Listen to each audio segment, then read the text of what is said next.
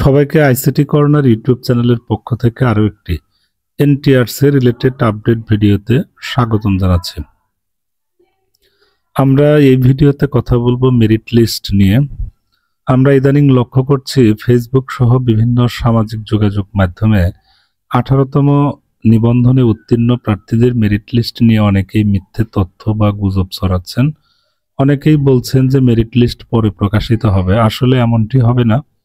Merit list খুব শীঘ্রই প্রকাশিত হবে। আজ রাতে অথবা কালকের মধ্যে আপনারা মেরিট লিস্ট পেতে পারেন।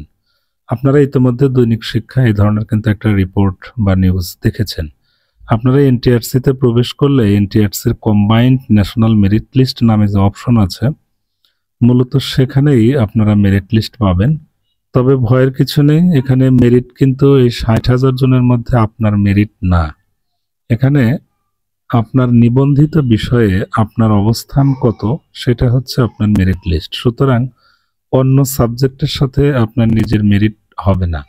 আপনি যে বিষয়ে নিবন্ধন পরীক্ষায় উত্তীর্ণ হয়েছেন, আপনার মেরিট হবে আপনার উত্তীর্ণ বিষয়ে। সুতরাং অল্প নম্বর পেলেও এখানে হতাশা বা আপসেট হওয়ার কিছু নেই।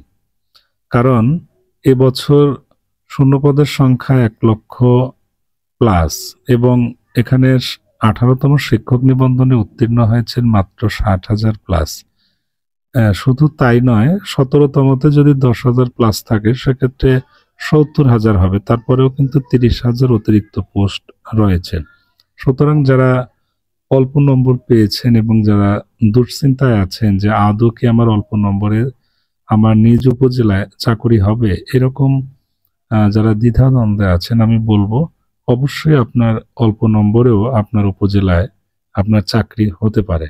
হতাশ হবেন না, কারণ এবছর মার্ক কিন্তু তুলনামূলক কম দেওয়া হয়েছে। সুতরাং আমি একটা পরামর্শ দিব, আপনারা 18তম শিক্ষক নিবন্ধনে যারা উত্তীর্ণ হয়েছেন, ষষ্ঠ গণবিজ্ঞপ্তিতে আবেদনের পূর্বে আপনাদের মেরিট লিস্টটা দেখে নেওয়া উচিত। মেরিট লিস্ট প্রকাশিত হলে আপনার মেরিট পজিশন কত সেটা আপনি দেখতে পারবেন এবং আপনার মেরিট পজিশন পর্যালোচনা করে আপনি ডিসিশন নিতে পারবেন যে আসলে আপনাকে কোথায় আবেদন করতে হবে বা কোথায় আবেদন করলে আপনার সিলেকশন হওয়ার পসিবিলিটি সবচেয়ে বেশি থাকবে। সো আমি একটাই পরামর্শ দেব, মেরিট লিস্টটা একটু দেখে নেন, যেহেতু এখনো সময় আছে, সামনে মাসের 10 তারিখ পর্যন্ত আবেদন। সো আমরা শুরুতেও করব না, শেষের দিকেও করব না, বাট মাঝামাঝি সময় আমরা আবেদনটা করব, যাতে করে নির্ভুল হয় এবং কোনো ধরনের দ্বিধা দ্বন্দ্বে আমাদের না পড়তে হয়। তো ধন্যবাদ সবাইকে। এনটিআরসি রিলেটেড আপডেট ভিডিও পেতে অবশ্যই আমার আইসিটি কর্নার ইউটিউব চ্যানেলটি সাবস্ক্রাইব করে রাখবেন। আর যারা ইতিমধ্যে সাবস্ক্রাইব করেছেন তাদেরকে অসংখ্য ধন্যবাদ। তো ভালো থাকবেন, সুস্থ থাকবেন। আপনাদের জন্য